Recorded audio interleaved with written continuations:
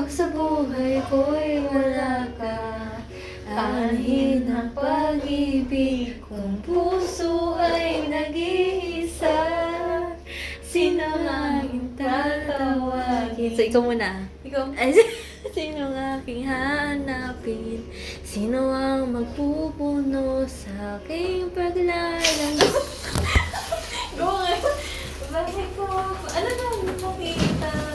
Bakit ka nakilala ko ang puso? Bishop ako. Ito yung mga comments ko regarding this. Ano masasabi mo sa ilaw? Sa lighting? Look, not. It's not ano. Pag nandito ako, di ako makapag-aral na mabuti. Yeah, it's dim light. It's Iba dim. yung lightning niya dito. Itong ilaw na to, saka dito. Yung dim light kasi siya, which is Oo nice. nga na, magkaiba. Like, di kita sa video. Ganyan lang siya. Tapos dito. Ito kasi, Rounded. it's very good. Yung circle kasi, malawak Oo. yung sakop niya. Unlike that thing, maliit lang siya. Siguro for other area of the house siguro, but not here kasi it's coffee. Although it's nice, I like the color of the light kasi it's warm. Yes, it's cozy. it's warm. Yung vibe is giving. I like the, color din ng wall. It's giving also. It's giving. Like, kape talaga. Yeah. Kasi tignan mo dito, like, kung yung mapapansin lang.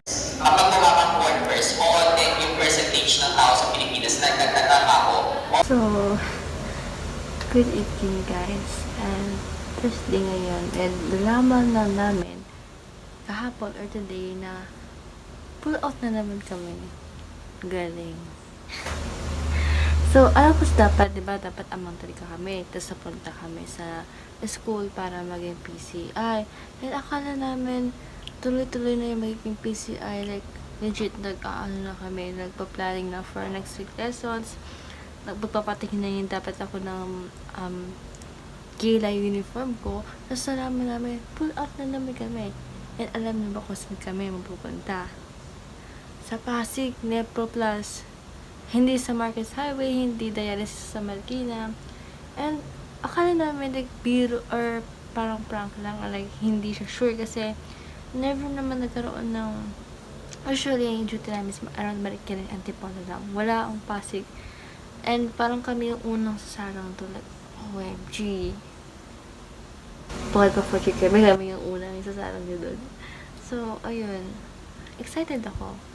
Well, actually, lately, hindi ko experience. Hindi naman sa ayaw, but rather hindi pa sila maka-adapt.